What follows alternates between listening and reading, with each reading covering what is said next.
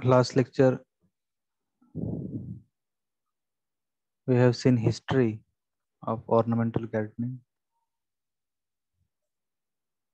and today's lecture, we will see types of garden.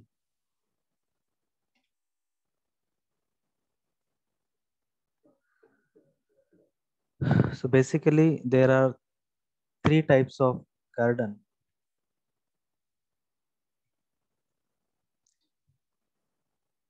First one is formal, second informal, and third is wild type of garden. याला style सुद्धा सुद्धा म्हटलं जातं. Formal style of garden, informal style of garden आणि wild style of garden.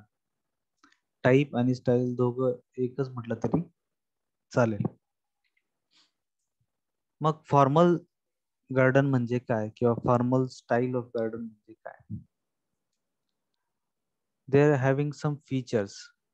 On the basis of that feature, you can say this is a formal style of garden किंवा हे formal type of garden आहे. First feature is stiff design done in straight and narrow ways. ज्या design मध्ये narrow वे असतात किंवा straight वर रस्ते असतात किंवा डिझाईन ही कॉम्पॅक्ट असते. त्याच्यानंतर mirror image of each other. Mirror image म्हणजे एक्झॅक्टली सिमिलर बोथ साइड. त्याच्या ज्या दोघं बाजू आहेत त्या एकदम एक्झॅक्टली सिमिलर असतात. As you can C in the picture, मध्ये सेंटरला हा रस्ता आहे आणि रस्त्याच्या दोघं बाजूला एक्झॅक्टली सेम प्लांटेशन आहे किंवा डिझाईन सेम. इथं एक तुम्हाला एक प्लांट दिसतंय, त्याचा शेप आणि इकडच्या एक प्लांटचा शेप सिमिलर आहे. त्याच्यानंतर बोथ साईडला जे प्लांट ट्रिमिंग केलेलं आहे त्या प्लांटला शेप दिलाय त्याला टोपियरी म्हणतात. तर एक्झॅक्टली सेम टोपियरी डिझाईन तयार केली आहे. एक्झॅक्टली सेम फ्लॉवर बेड्स आहेत, जे डाव्या साईडला तेच उजव्या साईडला.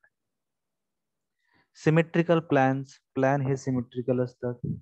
Road cut at right angles, म्हणजे रस्ते जे असतात ते एका राईट अँगल मध्ये असतात. असे काही नागमोडी वळणाचे रस्ते नसतात. स्ट्रेट रस्ते असतात, एका अँगल मध्ये ते वळतात 90 डिग्रीच्या अँगल मध्ये. हॅज डेफिनाइट बाउंड्री, ज्याला एक डेफिनाइट बाउंड्री असते किंवा त्याला फेन्सिंग असते किंवा कुंपण असतं. आणि त्याला कुठेतरी लिमिटेशन्स असतात की हा एवढ्या चौकोनामध्ये एवढ्या त्रिकोणामध्ये हे गार्डन आहे. Flower beds, geometric design. फ्लॉवरचे जे बेड्स असतात म्हणजे फ्लॉवर प्लांटिंग केलेलं असतं तर ते सुद्धा एक जिओमेट्रिक डिझाईन मध्ये असतात. ते आयताकृती असतील, ट्रायंग्युलर असतील किंवा सर्क्युलर असतील, तर अशा पर्टिक्युलर डिझाईन मध्येच असतात. ते फॉर्मल गार्डन मध्ये प्लांटिंग याच प्रकारे केलेलं असतं. त्याचबरोबर फॉर्मल गार्डन मध्ये तुम्हाला बघायला मिळतं fountains. You can see there fountains, water pools, cascades. Cascade म्हणजे free flow of water, running water ज्याला असतो त्याला आपण कॅस्केड म्हणतो किंवा झरे असतात पाण्याचे. These things are used for attraction in the formal garden. म्हणजे फाउंटेन असेल, वॉटर पूल्स असतील आणि कॅस्केड असेल, they are centre of attraction of that particular formal garden.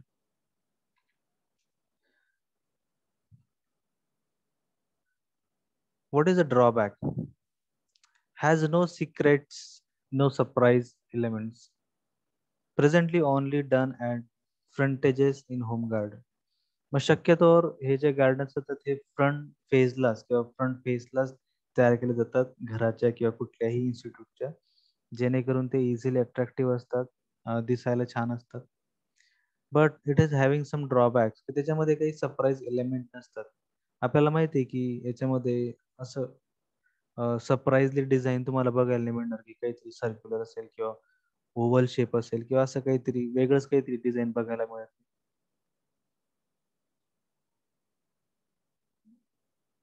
आणि एक्झॅक्टली सिमिलर पॅटर्न असतो त्याच्यामुळे it's it's at some time it's feels like a monotonous. त्याच्यामुळे हा त्याचा ड्रॉबॅक.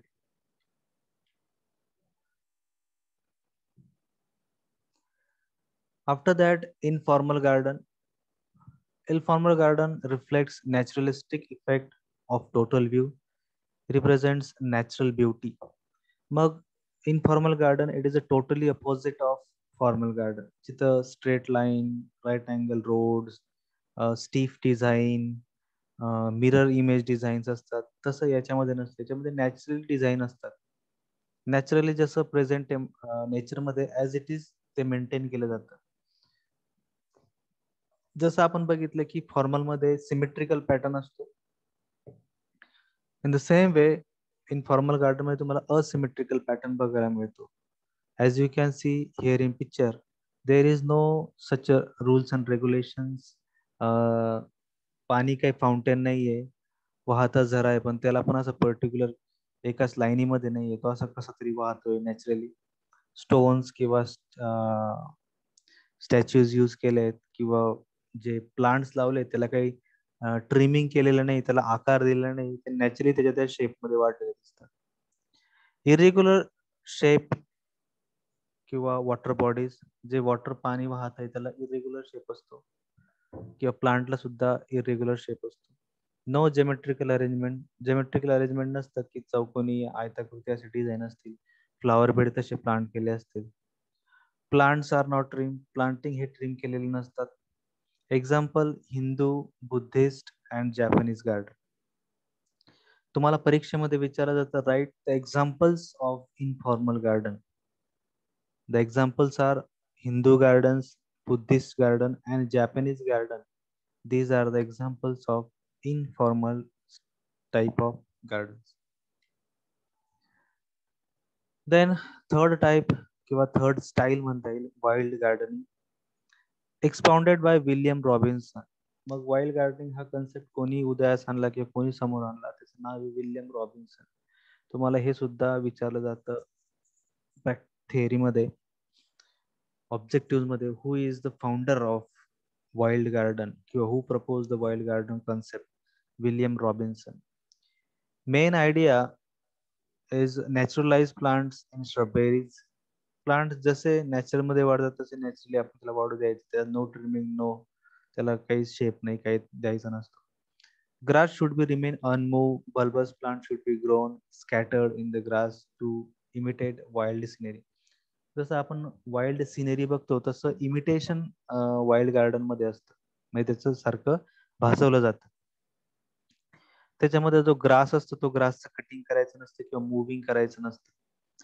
जेव्हा आपण लॉन ग्रो करतो आणि लॉनला एक सर्टन लेवल त्याचे ग्रासेस वाढले, गवत वाढले की त्याला आपण कट करतो. त्याच्या कट करायच्या प्रोसेसला असतात, त्याला लॉन मुव्हिंग असं म्हणतात. Moving, MOWING, lawn moving. तर तसं लॉन मुव्हिंग याच्यामध्ये करत नाही. Passages should be opened in the woodland, and trees, shrubs, and bulbous plant should be planted among the forest flora. म्हणजे बल्बस प्लांट्स असतील किंवा श्रब्स असतील किंवा ट्रीज असतील ते एकमेकांच्या शेजारी जसं जंगलामध्ये आपण बघतो त्याप्रमाणे याचं प्लांटिंग केलेलं असतं. All creepers to grow over the trees. Creepers म्हणजे वेली. त्या वेली झाडांच्या वरती वाढवलेल्या असतात किंवा त्या नॅचरली वाढतात. तर तशा प्रकारचं ज्यावेळेस आपण प्लांटिंग करतो किंवा अरेंजमेंट करतो, त्या स्टाईलला वाईल्ड स्टाईल ऑफ गार्डनिंग असं म्हटलं जातं. मेजर गार्डन स्टाईल्स मध्ये त्याच्यामध्ये मुघल स्टाईल आहे, Mughal garden, Persian garden, Italian garden, French garden, English garden आणि जॅपनीज गार्डन. तर ह्या मेजर स्टाईल झाल्या. आणि आपण आधी जे बघितले ते मेजर 3 प्रकार असतात, इनफॉर्मल, फॉर्मल आणि वाईल्ड. मग ह्या स्टाईल झाल्या की ज्या सुरुवातीपासून आपण बघितले की जेव्हापासून गार्डनिंग ही सुरू झाली तेव्हापासून एक एक स्टाईल येत गेली. जसं मुघलांनी मुघल गार्डन्स आणले, पर्शियन गार्डन मुघलांनी आणले, मुघलजींनी आपल्यावरती राज्य केलं, इटालियन. त्याच्यानंतर काही इंग्लिश, ब्रिटिश आले, ब्रिटिशांनी मग फ्रेंच गार्डन, इंग्लिश गार्डन हे आपल्यावरती त्यांचे गार्डन्स डेव्हलप केले. मग तसंच काही इनफॉर्मल मध्ये जॅपनीज गार्डनचे एक्झाम्पल्स येतात. तशा प्रकारे हे गार्डन आपल्या भारतामध्ये डेव्हलप होत गेले आणि यांना मेजर स्टाईल्स म्हणतात ऑफ गार्डनिंग. मग मेजर स्टाईल तुम्हाला विचारलं तर काय म्हणणार? Mughal garden, Persian garden, Italian garden, French garden, English garden आणि Japanese garden. What are those garden style we will see one by one. की आपण कसं म्हणणार की हे मुघल आहे, हे पर्शियन आहे. मुघल कशाचं एक्झाम्पल आहे? Mughal is the example of formal, Persian formal, English garden हे इनफॉर्मलचे आहे, जॅपनीज हे इनफॉर्मलचे आहे. मग पहिल्यांदा बघूया आपण मुघल गार्डन. आपण सुरुवातीलाच हिस्ट्रीमध्ये बघितलं की मुघल गार्डन हे introduce by Babur. Babur is the first who started gardening in India. त्याने जे गार्डन डेव्हलप केलं त्याची स्टाईल त्यांनी वापरली ती होती formal style. Gardens of Panipat and Arambagh garden of Agra. पानिपतचं गार्डन असेल आणि आरामबागचं गार्डन असेल ते फॉर्मल स्टाईलनी कन्स्ट्रक्ट केलं आहे बाबरने. There are two categories pleasure gardens of kings and queen. त्यावेळेस दोन कॅटेगरी असायच्या. एक म्हणजे प्लेजर गार्डन म्हणजे ज्यामध्ये त्यांची पार्टी असेल किंवा काही जश्न त्यांना सेलिब्रेट करायचं असेल, if they want to some celebration dancing king and queens, तर त्यांच्यासाठी एक सेपरेट गार्डन असते, त्याला म्हणायचं pleasure garden. And second one is tomb garden. Tomb garden म्हणजे टॉम म्हणजे थडग, मेलेल्या माणसाला पुरतात ते. तर त्याच्यासाठी एक सेपरेट गार्डन त्यांनी तयार केलं, असं की दोज हुएर मुस्लिम वेर डाईड, मग ते मेल्यानंतर त्यांचं तिथं ते त्यांना पुरायचे आणि तिथं ते गार्डन डेव्हलप करायचे. त्याला टॉम्ब गार्डन असं म्हटलं जातं. मग what are the general features of Mughal garden हे तुम्हाला विचारायचं. What are the features of Mughal garden?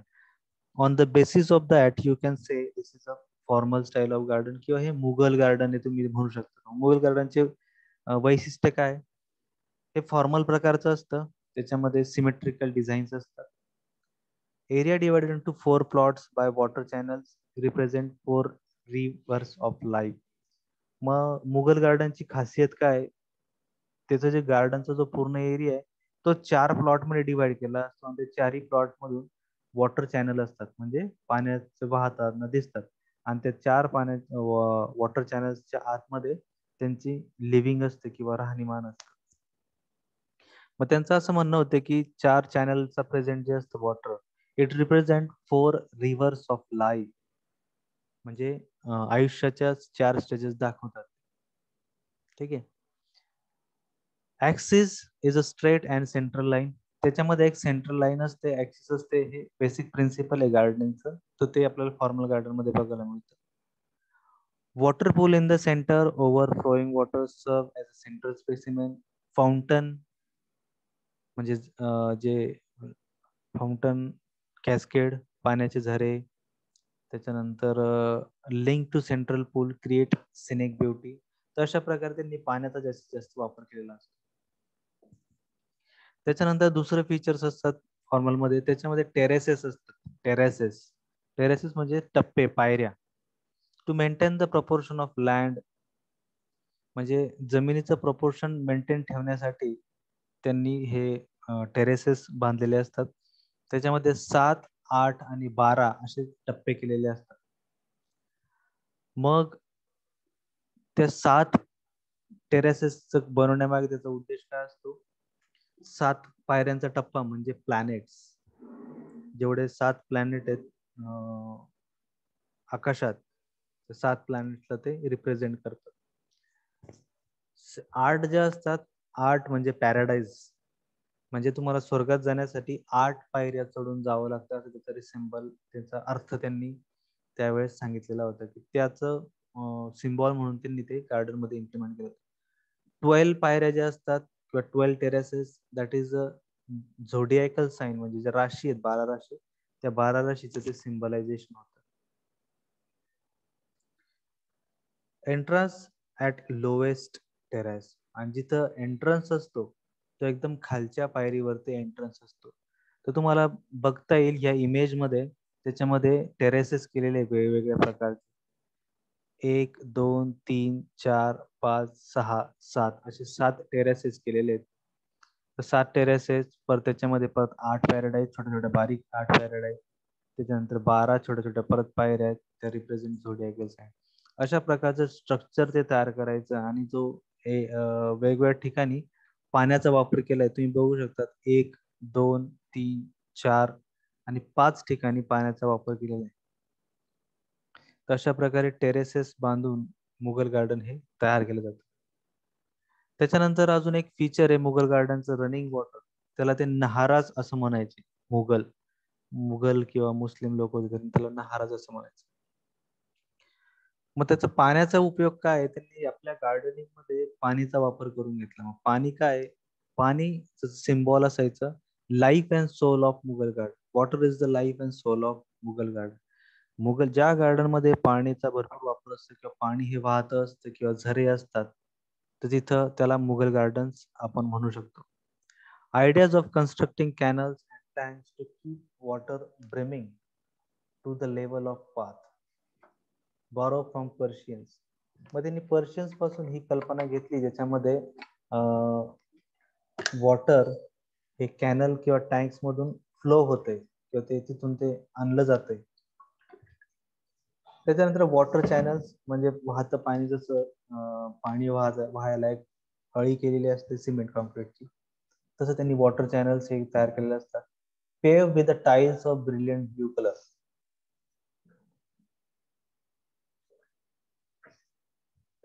आणि जे वाहतं पाणी असतं सिमेंट कॉन्क्रीटची, त्याला जी झरी केलेली असते, तर त्याला त्यांनी ब्ल्यू कलरच्या टाइल्स लावलेल्या होत्या. म्हणजे ब्ल्यू कलरच्या टाइल्स मुळे काय होतं, it gives impression of depth. म्हणजे असं वाटतं खूप खोल आहे, पण तेवढं खोल नसायचे ती वाहतं पाणी. तर अशा बारीक बारीक गोष्टीवरती मुघलांनी लक्ष दिलं होतं. व्हेरियस पॅटर्न्स मध्ये त्यांनी वेगवेगळ्या पॅटर्न्स वापरायचे. पेविंग मार्बल असेल, म्हणजे चालण्यासाठी मार्बलच्या तुकडे लावलेले असायचे लॉन्स मध्ये. स्टोन्स म्हणजे दगडांचा वापर. And styles, running water throw up and broken into ripples. अशा प्रकारचे त्यांचे स्ट्रक्चर्स होते.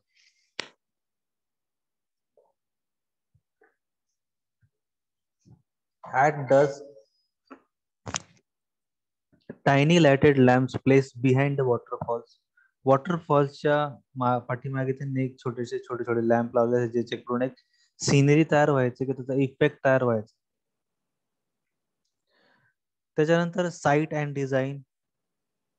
मुघल गार्डनची साईट निवडायला ते फार चुझी होते. Mughals were choosy to choose their sites. आता बघितलं तुम्ही, जर नीट बघितलं तर ताजमहलचा आग्रा वगैरे असेल, त्याच्या पाठीमागून जवळच पाण्याचा सोर्स आहे किंवा नदी गेलेली. मग मुघल काय करायचे, ते अशाच ठिकाणी गार्डन डेव्हलप करायचे की तिथं पाणीचा सोर्स जवळ आहे किंवा जिथं नेहमी पाणी असतं, पेरिनियल रिव्हर असते. मग ते काय करायचे, जिथं पेरिनियल रिव्हर आहे किंवा स्लोप ऑफ हिल, म्हणजे जिथं हिली एरिया आहे किंवा उतार आहे नदीच्या बाजूला, तर अशा ठिकाणी ते जागा निवडायचे मुघल गार्डन कन्स्ट्रक्ट करण्यासाठी. स्क्वेअर ऑर रेक्टँग्युलर शेप किंवा रेक्टँग्युलर स्क्वेअर शेपची जमीन असली पाहिजे, पाणी जवळ असलं पाहिजे किंवा त्याला स्लोप असला पाहिजे. Serves the purpose of fort, residence and place for recreation. मग त्याच्यामुळे काय व्हायचं, त्यांचा एक किल्ला पण बांधला जायचा आणि त्या शेजारी गार्डन पण डेव्हलप करायला जायचं. जर किल्ला स्लोप वरती असेल किंवा कुठेतरी असेल, त्यांना शत्रूला हल्ला करणं अवघड जातं. त्याच्यानंतर त्यांचं रिक्रिएशन पर्पज साठी सुद्धा त्यांचं सगळ्या गोष्टी मॅनेज केल्या जायच्या. म्हणून ते साईट आणि डिझाईन निवडताना फार चुझीपणे डिझाईन निवडली जायची. त्याचबरोबर सेकंड फीचर त्यांचं होते की हाय प्रोटेक्टिंग वॉल्स. त्यांच्या गार्डनच्या किंवा त्यांच्या किल्ल्याच्या आजूबाजूला खूप मोठ्या उंच उंच भिंती होत्या, की ज्या संरक्षण करायच्या शत्रूंपासून. दोज हू बॅटल, जे लढायसाठी येतात किंवा कोणी आक्रमण करायचं. Top of the wall adorned with the serrated battlements, protection against enemy and hot winds of summer. मग उन्हाळ्याच्या झळा किंवा गरम वारापासून संरक्षण व्हावं म्हणून त्या उंच भिंती बांधल्या जायच्या. आणि त्या उंच भिंतीवरती असं काहीतरी सिरेटेड लोखंडी भाले खोचले असे, जेणेकरून ज्या वेळेस शत्रू अटॅक करेल तर त्याला प्रोटेक्शन व्हावं. त्याच्यानंतर एंट्रन्स, म्हणजे त्या मुघल गार्डनचा एंट्रन्स कसा होता. Tall and gorgeous, strong and huge wooden structure studded with iron nails and spike. त्याचा जो एंट्रन्स असायचा, तो एंट्रन्स खूप मोठा उंच दरवाजे आणि त्याला खिळे लावलेले असायचे आणि स्पाइक्स असायचे, जेणेकरून कोणी त्याच्यावरती इझिली एंट्रन्स करू शकू नये म्हणून. नेक्स्ट फीचर आहे मुघल गार्डनचा, ते बारादारी. बारादारी म्हणजे इमेज मध्ये तुम्ही इथे तुम्हाला दिसत असेल बघा. This is a structure and if you count the doors they are exactly 12. बरोबर. तर तुम्हाला लक्षात येईल की एका बाजूला तीन असे डोअर्स असतात, 1 2 3, 1 2 3, आणि त्याची काउंटिंग केलं तर दे बिकम 12. 12 म्हणजे 12. दार दार म्हणजे दरवाजे. म्हणजे इथं 12 दरवाजेचं स्ट्रक्चर असतं, त्याला बारादारी असं म्हटलं जातं. हा जो कन्सेप्ट आहे हा मुघलांनी आणलाय आणि हे त्यांच्या गार्डनचं फीचर होतं, बारादारी. लक्षात ठेवा. Canopied building with 12 open doors in three each direction. One can sit and enjoy the fresh breeze and watch dark clouds and birds in the sky. मग त्याचा उपयोग काय होता? इट इज फॉर प्ले, फक्त आनंदासाठी किंवा फ्रेश हवा घेण्यासाठी, किंवा तुम्ही आकाशाला तिथं बसून बघू शकतात, स्काय बघू शकतात, बर्ड्स बघू शकतात. त्याच्यानंतर masonry pillars are painted designs of flowers in wedges in floor furnished with thick carpets and cushion. मध्ये बारादारीमध्ये काय होतं की त्यांचे जे पिलर्स होते, पिलर्स वरती पेंटिंग केलेली होती वेगवेगळ्या डिझाईनची फ्लॉवरची, आणि त्याचा जो कार्पेट होता तो कार्पेट हा थिक कार्पेट असतो आणि कुशन्स असतात. सेंटेड फ्लॉवर्स हे सुद्धा एक मुघलांचं वैशिष्ट्य आहे की they use to grow scented flowers. Flowers use are scented and highly colourful created by massing mix colour and. त्याच्यापासून ते अत्तर तयार करायचे किंवा ते फ्लॉवर्स यूज करायचे सिनरीसाठी. त्याच्यानंतर मुघल गार्डन मध्ये ज्या ज्या वस्तू वापरल्या गेल्या होत्या त्यांचा काहीतरी अर्थ होता, त्याला काहीतरी अर्थ होता, सिम्बॉल होता. मग जसं वॉटर वापरलं गेलं आहे तर water is a symbol of source of life, म्हणून त्यांनी त्या गार्डन मध्ये इन्क्लूड केलं होतं. नंतर 8 डिव्हिजन किंवा 8 टेरेसेस, त्याचा अर्थ होता की 8 डिव्हिजन ऑफ कुराण. त्यांचं कुराण पवित्र जे बायबल आहे त्याप्रमाणे ते कुराणाचं रेफरन्स म्हणून त्यांनी ते 8 डिव्हिजन्स वापरले होते. त्याच्यानंतर alternate planting of Cyprus and flowering trees.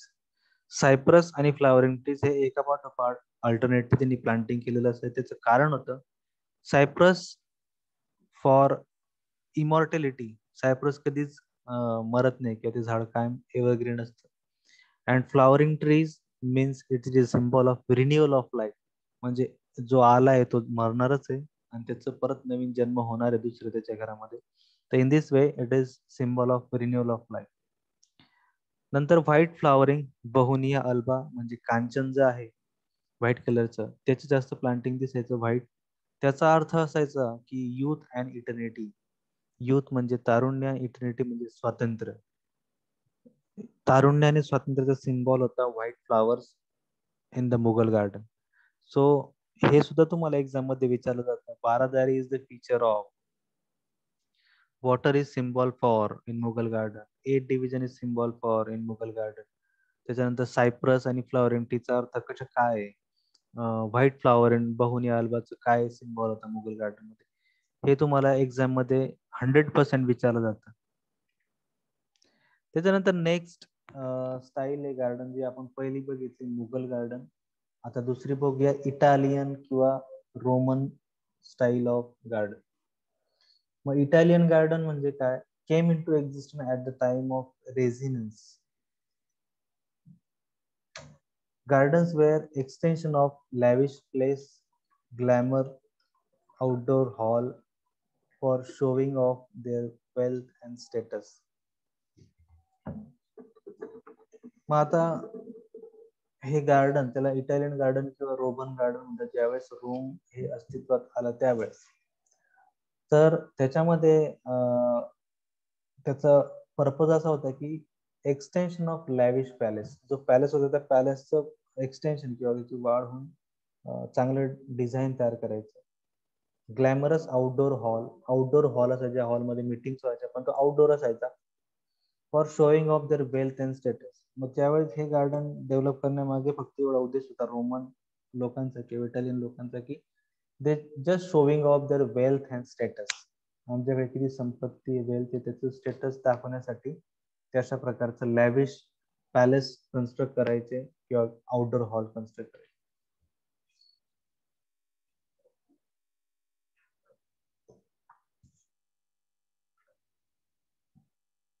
So Italian garden having some prominent features.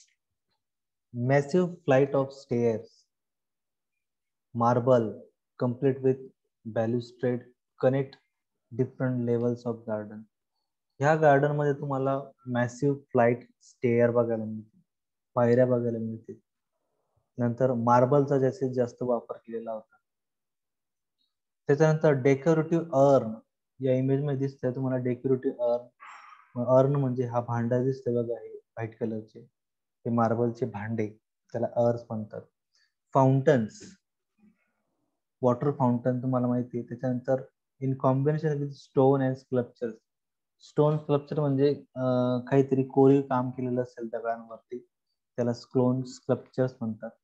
नंतर terraces adorn with the marble pillar, जे टेरेसेस होते 7 टप्पे 8 टप्पे, तर त्यांच्यावर सुद्धा मार्बलचे पिलर त्यांनी यूज केलं होतं, किंवा मार्बल या दगडाचा जास्त जो कॉस्टली होता, की जो खूप ड्युरेबल दगडाचा वापर यांनी केला होता. It is a symbol of luxury, marble संगमरवर. तर तसं त्याचा त्यांनी जास्तीत जास्त वापर केला होता Italian garden. So you can see this is the picture of Italian garden, ज्याच्यामध्ये तुम्हाला लक्षात येईल की टेरेसेस त्यांनी केलेले आहेत, त्याचबरोबर एकदम huge construction, lavish construction, pillars आहेत, स्टॅच्यूज आहेत, स्कल्पचर्स केलेले आहेत वेगवेगळ्या प्रकारचे.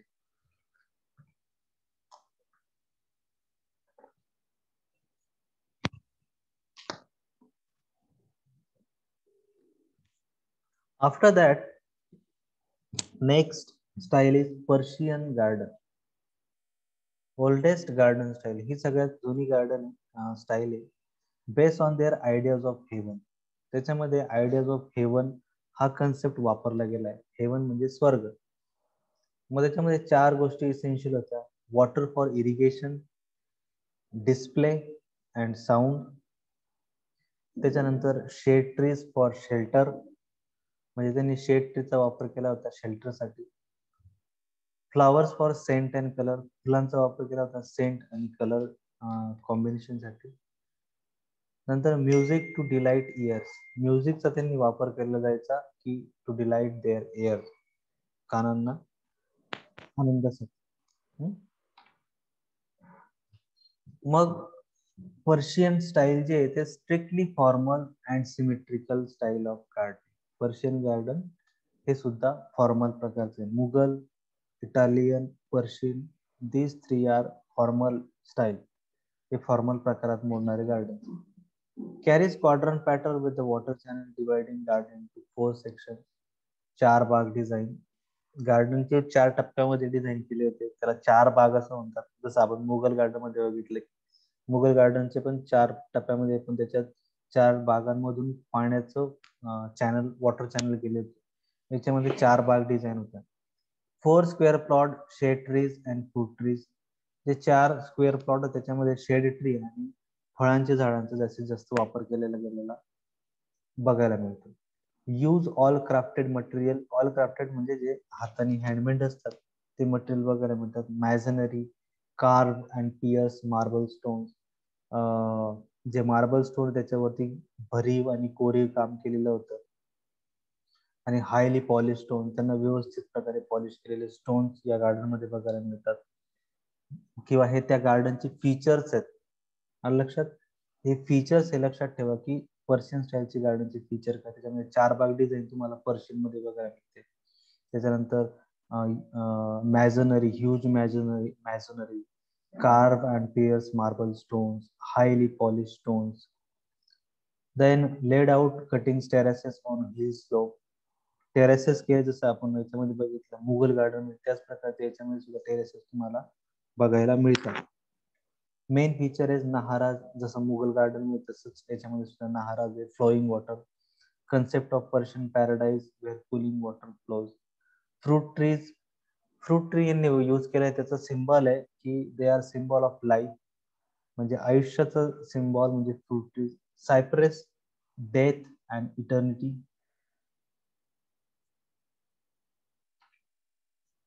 So this is the Persian style of gardening. इथे तुम्हाला लक्षात येईल की याच्यामध्ये 4 बाग स्ट्रक्चर तयार केलेले आहे, 4 स्क्वेअर मध्ये, आणि तिथं आजूबाजूला असे फ्रूट ट्री, सायप्रस वगैरे असे ट्रीज लावलेले असतात. नेक्स्ट आहे ब्रिटिश किंवा इंग्लिश गार्डन, आपण त्याला म्हणतो, जेव्हा ब्रिटिश काळापासून. The key feature of English garden in India, lawn. Lawn is the basic principle of English garden. हे लक्षात ठेवा. लॉन गार्डन, इंग्लिश गार्डनचं कुठलं महत्वाचं फीचर आहे? Lawn is the feature of English garden. Can be plain और undulating. ते एक तर प्लेन असू शकतं किंवा अनड्युलेटिंग, म्हणजे खालीवर असं चढ उतार प्रमाणाचं लॉन डेव्हलप केलेलं असेल. ज्या गार्डन मध्ये तुम्हाला जास्तीत जास्त लॉन बघायला मिळेल, that may be English garden. त्याच्यानंतर रॉकरी. रॉकरी त्याच्यामध्ये बघायला मिळते. Cold weather rockery of annuals. Annual flower म्हणजे ज्यांची लाईफ सायकल 1 year 1 season, त्याच्यामध्ये alyssum, calendula, dianthus. Rockery of succulents for dry area. मग रॉकरी सीझन नुसार असायची. कोल्ड सीझन म्हणजे विंटर सीझन मध्ये अॅन्युअल फ्लॉवरची रॉकरी, ड्राय सीझन साठी सक्युलंट फ्लॉवरची rockery. Rockery of fern for humid area, म्हणजे जिथं ह्युमिडिटी जास्त आहे तिथं फर्न प्लांटचा वापर करून रॉकरी तयार केली गेली असायची. त्याच्यानंतर हर्बेशियस बॉर्डर म्हणजे फ्लॉवर बेड्स और borders, characteristic feature, design in 3 rows with tall and dwarf one on side and medium ones in middle. तर हर्बेशियस बॉर्डर म्हणजे काय? ज्या वेळेस आपण एखादी फ्लॉवरिंग प्लांट असेल किंवा फोलिएज प्लांट असतात, हेजेस, त्यांना एका लेवल मध्ये प्लांटिंग करायचं आणि ते 3 वेगवेगळ्या टप्प्यामध्ये प्लांटिंग करायचं एका पाठोपाठ एक, आणि त्याची बॉर्डर तयार करायची हर्बेशियस प्लांटची. टॉल, मीडियम, शॉर्ट अशी. आधी टॉल, त्याच्यानंतर मीडियम, आणि सगळ्यात पुढे स्मॉल. अशा प्रकारचे आपण ज्यावेळेस बॉर्डरिंग प्लांटचं बॉर्डरिंग करतो तर त्याला हर्बेशियस बॉर्डर असं म्हटलं जातं. So this is the English garden. English हे इनफॉर्मल गार्डनचं एक्झाम्पल आहे. त्याच्यामध्ये लॉन, वाईल्ड प्लांटिंग केलं जातं. After that French garden.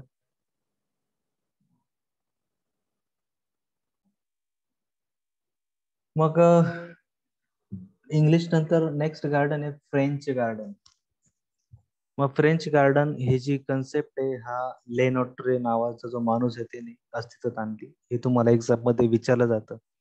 Who is the designer किंवा who is the pioneer of French garden? त्याचं नाव आहे Le Notre, LENOTRE. Show the impact of impressiveness of scale of garden and design. His main creation, gardens at Versailles, has avenues memorable for their tremendous length and width. तर याने काय केलं? French gardening हा concept पुढे आणला आणि त्यांनी gardens develop केलं व्हर्सेलिजला, फ्रेंच मध्ये, आणि त्याच्यामध्ये अव्हेन्यूज, ट्रीज प्लांटिंग केलं. His first masterpiece garden at Vaux le Vicomte. Moral of French garden, how to think big. मग French garden is based on the idea how to think big, म्हणजे किती तुमचा विचार हा मोठा असला पाहिजे, त्याच्यावरती त्याचे आयडियाज बेस्ड आहेत फ्रेंच गार्डनचे. Style of Le Notre and evolution of majesty of an art of formal garden in its perfection.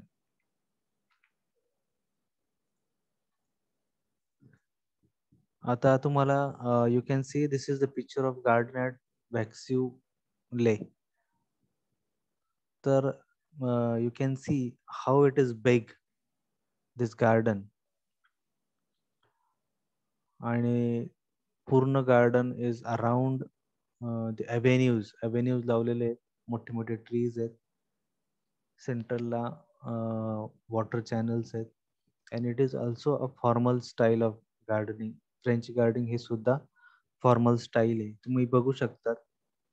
It is exactly mirror image जास्तीत जास्त कॉन्ट्रीब्युशन आहेत. जी डाव्या साईडला आहे तेच उजव्या साईडला आहे. सेंट्रलला वॉटर चॅनल गेलेले आहेत.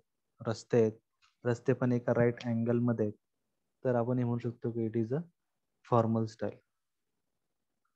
त्याच्यानंतर आहे जॅपनीज स्टाईल ऑफ गार्डन.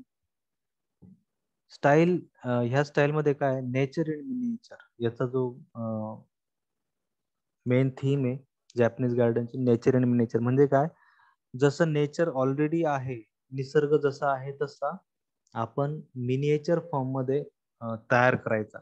छोटस निसर्गाचं एक छोट चित्र जसं आपण तयार करू तसं ऍक्च्युअल मध्ये गार्डन तयार करायचं. त्याच्यामध्ये असे रूल्स रेग्युलेशन नसतील, पण नैसर्गिक गोष्टी वापरलेल्या असतील.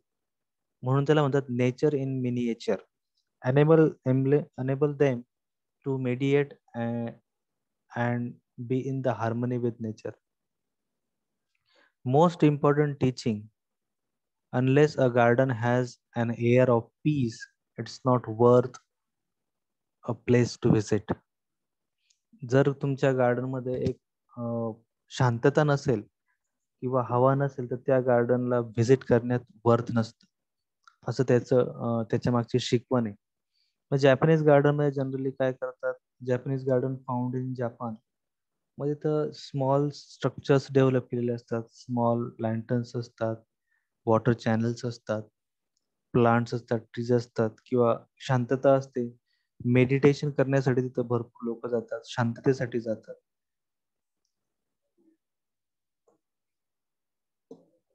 To relax their minds, to rest and relaxation mind, रिलॅक्सेशनसाठी जातात. मग Japanese types of Japanese garden, जपानच्या गार्डन मध्ये परत एक प्रकार आहेत. त्याच्यामध्ये hill garden, flat garden, tea garden, passage garden आणि सँड गार्डन. प्रत्येकाचा एक वेगवेगळा प्रकार आहे किंवा यूज आहे. According to them it is having the names. मग hill garden main feature hill, streams and ponds.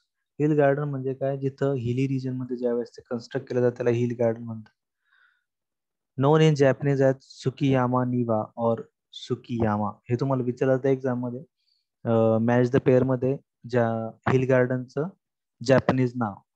Hill गार्डनला जॅपनीज लँग्वेज मध्ये म्हणतात सुकियामा निवा किंवा सुकियामा. सॅनसुई मीन्स हिल अँड वॉटर. सॅनसुईचा अर्थ असतो हिल अँड वॉटर. त्याच्यानंतर फीचर्स काय काय असतात हिल गार्डन मध्ये, ornamental waters can be in the form of big lakes with a tranquil surface or in the form of water basins or natural shape. त्याच्यामध्ये पाण्याचा वापर केला जातो, मग ते पाणी एक शांत तळ असतं किंवा वॉटर बेसिन्स असतात, पाण्याचे छोटे छोटे झरे असतात. त्याचबरोबर वेल्स, विहिरी असतात. ड्युएल पर्पज, ब्युटी आणि युटिलिटी, दोन त्याच्यामध्ये पर्पज होतात. एक तर ते दिसायला पण छान दिसतं आणि त्याच्यामध्ये त्याचा पाण्याचा वापर केला जातो. You can C hair in picture the Japanese garden. Japanese garden हे सुद्धा इनफॉर्मल गार्डन, ज्याच्यामध्ये तुम्हाला नेचर बघायला मिळतं, निसर्ग, नैसर्गिक सौंदर्य बघायला मिळतं. But they are prepared artificially. Artificially ते प्रिपेअर्ड तयार केलं असतं. त्याच्यामध्ये छोटे छोटे पूल्स असतात, जसे पिक्चर मध्ये दिसतात छोटे छोटे पूल तयार केले, ते आर्टिफिशियली तयार केले. हा जो माउंड तयार केला आहे, त्याला काय म्हणतो आपण, आयलंड तयार केलेला आहे, हा सुद्धा आर्टिफिशियल आयलंड तयार केलेला असतो, which is exactly replica of nature. त्याच्यानंतर आयलंड हे इम्पॉर्टंट फीचर्स असतात त्याच्यामध्ये, जसं मी तुम्हाला दाखवलं island.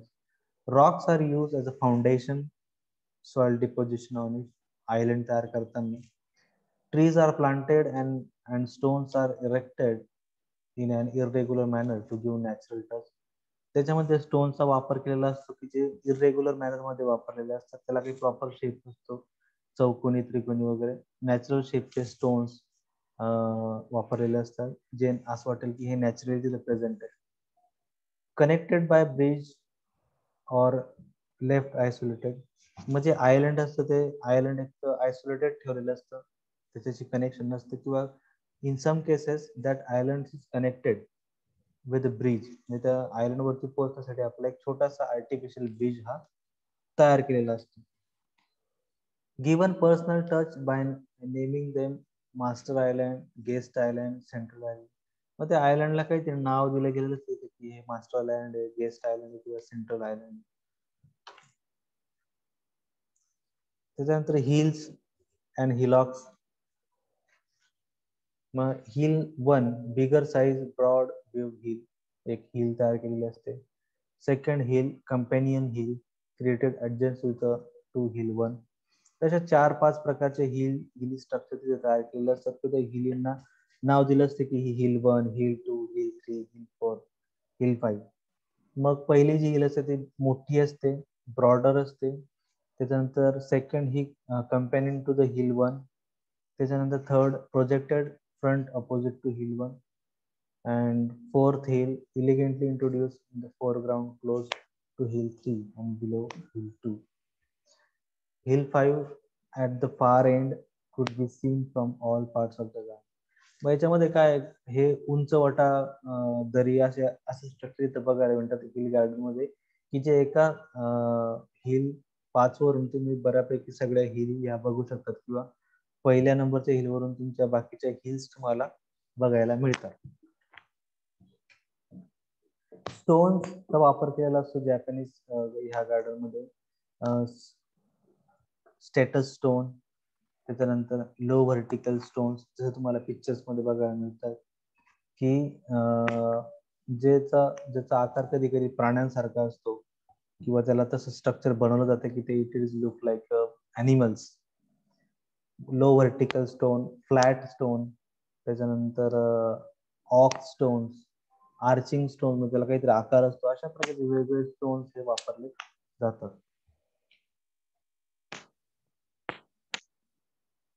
So you can see that is a flat stone. Flat stone कसा वापरलाय बघा, चपटा दगड. त्याच्यानंतर रिक्युम्बेंट स्टोन म्हणजे त्याला एक ॲनिमलचं कार्विंग आउट केलेलं आहे, ॲनिमलचं स्ट्रक्चर तयार केलेलं आहे लायनचं. त्याचबरोबर आर्क स्टोन, ज्याच्यामध्ये ब्रिज तयार केला बघा, आर्किंग आले त्याला थोडस, एक आर्क असते, बेंट असते. अशा प्रकारे स्टोनचा वापर केला जातो. ट्रीज, झाड, त्याच्या झाडांचा सुद्धा वापर केला जातो. Principal trees, group of trees planted at central part of background. बॅकग्राऊंडचा जो पार्ट आहे तिथल्या मध्यभागी ट्रीजचं प्लांटिंग केलं जातं.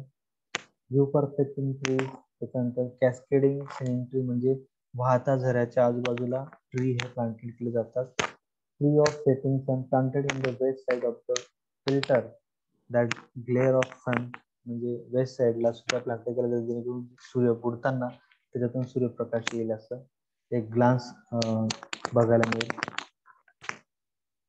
अशा प्रकारे वेगवेगळे प्लांटिंग हे केलेले असतात. त्याच्यानंतर garden lanterns, stones, bronze lanterns are use. Lantern म्हणजे हे दिवे दिसत आहे तुम्हाला, हा दिवे वेगवेगळ्या प्रकारच्या आकाराचे शेपचे दिवे, दगडापासून तयार केलेल्या दिव्यांचा वापर केला जातो. नंतर garden pagodas, may be stone tower और पॅगोडाज. पॅगोडाज म्हणजे हे जे स्ट्रक्चर दिसतं बघा तुम्हाला इमेज मध्ये ह्या, तर एकावर एक असं स्ट्रक्चर्स ठेवलेले असतात, त्याला पॅगोडा असं म्हणतात. तर हे पॅगोडाचा वापर जॅपनीज गार्डन मध्ये केला जातो.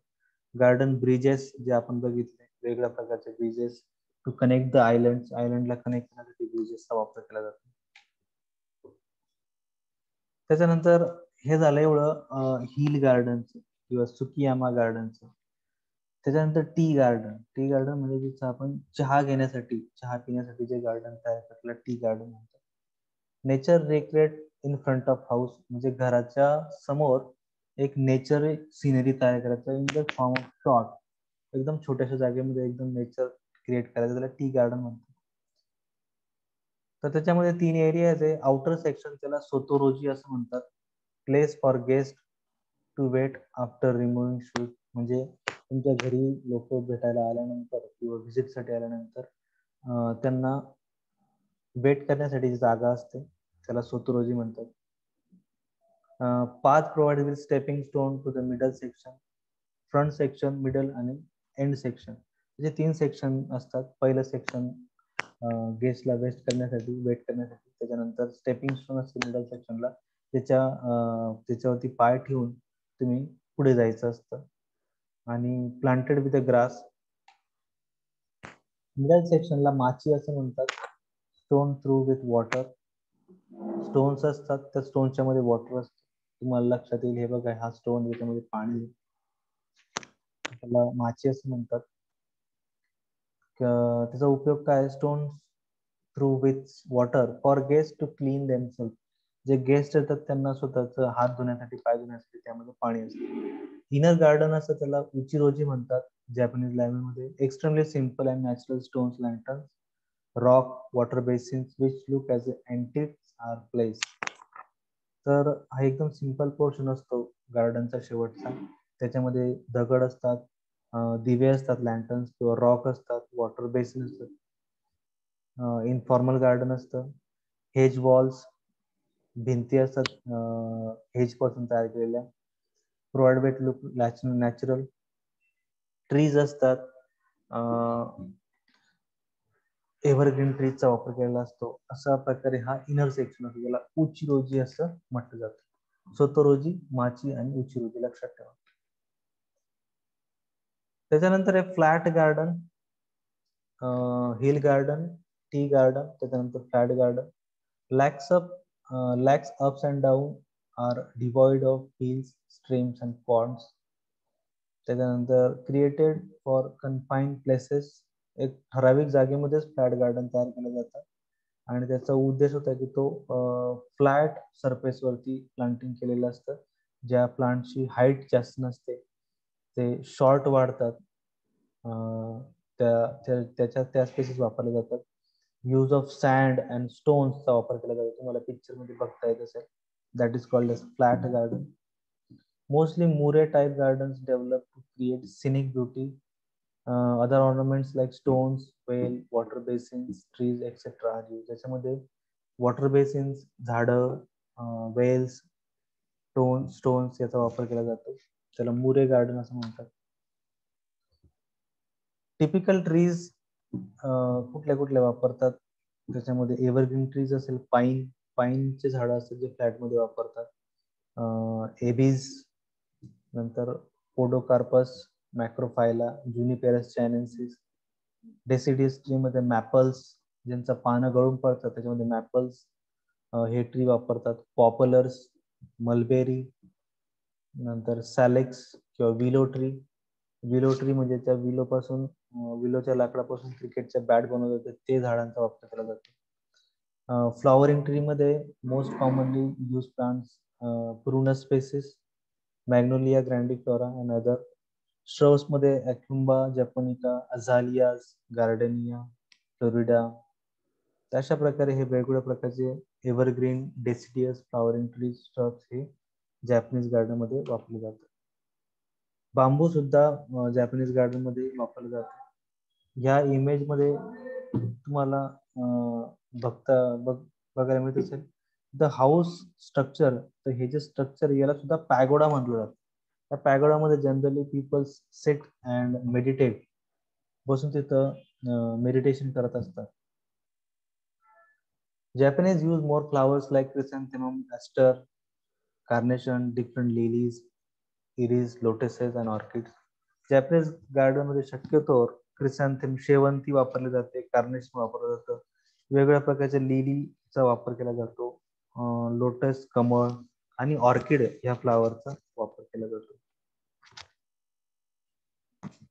So this was all about the types of gardens. जेवढे गार्डनचे प्रकार आहेत ते सगळे गार्डनचे प्रकार आपण आज बघितले.